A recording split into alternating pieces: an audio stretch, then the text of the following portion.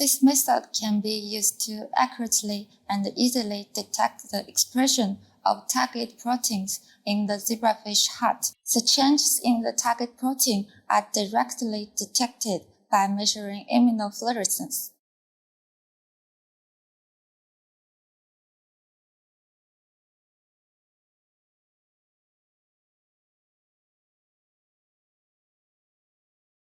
Perform zebrafish embryo collection and treatment as described in the text manuscript.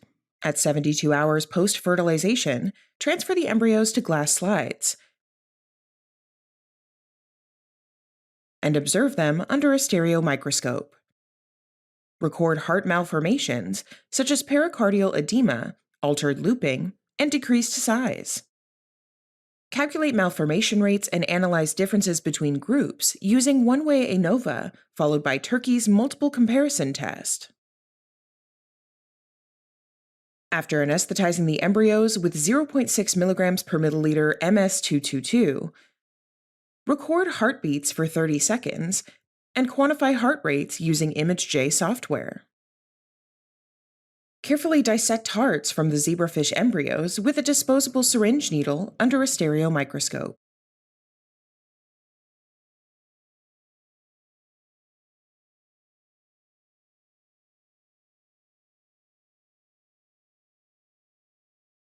Use a hydrophobic barrier pen to draw a circle on a clean glass slide. Add 50 microliters of 4% paraformaldehyde to 1.25 microliters of PBS to make a fixative solution. Then, place 3 dissected hearts